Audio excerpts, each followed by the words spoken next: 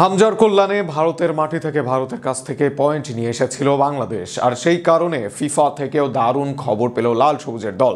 র্যাঙ্কিংয়ে উন্নতি হয়েছে টাইগারদের। অন্যদিকে নিজেদের চেয়ে র্যাঙ্কিংয়ে অনেক অনেক পিছিয়ে থাকা বাংলাদেশের বিপক্ষে ঘরের মাঠে পয়েন্ট খোয়ানো ভারতের অবনতি হয়েছে র্যাঙ্কিংয়ে। তাছাড়া শীর্ষ 10 দলেও এসেছে রদবদল। আরও বিস্তারিত থাকছে প্রতিবেদনে।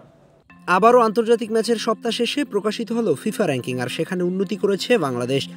2027 এফসি এশিয়ান কাপের বাছাই পর্বে ভারতের বিপক্ষে গোলশূন্য ড্র করার পরপরই 2 ধাপে গিয়েছে বাংলাদেশ। 185তম স্থান থেকে 183তম স্থানে উন্নীত হয়েছে তারা।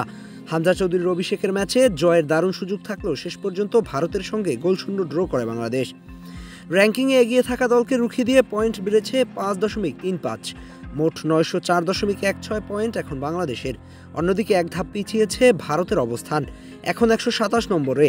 অন্যদিকে 2024 সালের ডিসেম্বরের র্যাঙ্কিং প্রকাশের পর থেকে বিশ্বব্যাপী 245টি ম্যাচ অনুষ্ঠিত হয়েছে। এতে আফ্রিকা, এশিয়া, ওশেনিয়া এবং দক্ষিণ আমেরিকার দলগুলো 2026 সালের ফিফা বিশ্বকাপ বাছাই পর্বে প্রতিদ্বন্দ্বিতা করেছে। কনকাফ ও ওয়েফা অঞ্চলের দলগুলো নিজেদের লিগ, নেশনস লিগ ও প্রীতি ম্যাচে অংশ নিয়েছে, যার ফলে র্যাঙ্কিংয়ে উল্লেখযোগ্য পরিবর্তন এসেছে। সব মিলিয়ে চলতি মাসে নানা গুরুত্বপূর্ণ আন্তর্জাতিক ম্যাচের ফলে বেশ কয়েকটি দলই র্যাঙ্কিংয়ে উন্নতি করেছে। যথারীতি শীর্ষস্থান ধরে রেখেছে আর্জেন্টিনা, যা গুরুত্বপূর্ণ। 2টি জয় পেয়েছে উরুগুয়ের মাঠে 1-0 এবং ঘরের মাঠে ব্রাজিলের বিপক্ষে 4-1 ব্যবধানে। আর্জেন্টিনার বর্তমান পয়েন্ট 1086.16। তবে নতুন প্রতিদ্বন্দ্বী হিসেবে এক ধাপ এগিয়ে দ্বিতীয় স্থানে উঠে এসেছে স্পেন, যারা ফ্রান্সকে তৃতীয় স্থানে ঠেলে দিয়েছে। ক্রোয়েশিয়ার বিপক্ষে ফরাসিদের হারের সুযোগ কাজে লাগিয়ে দ্বিতীয় স্থানে উঠেছে স্প্যানিশরা, যাদের পয়েন্ট 1854.64। তৃতীয় স্থানে থাকা ফ্রান্সের 1852.71, আর ইংল্যান্ড চতুর্থ এবং ব্রাজিল শীর্ষ 5-এ অবস্থান ধরে রেখেছে। ব্রাজিলের বর্তমান পয়েন্ট 1776।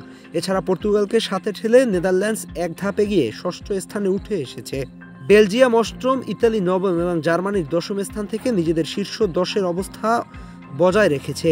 ক্রোয়েশিয়া 2 ধাপ এগিয়ে একাদশ স্থানে আছে। মরক্কো এগিয়েছে 2 ধাপ, দ্বাদশ স্থানে থেকে শীর্ষ পর্যায়ের তালিকায় প্রবেশের জন্য লড়াই চালিয়ে যাচ্ছে দলটি।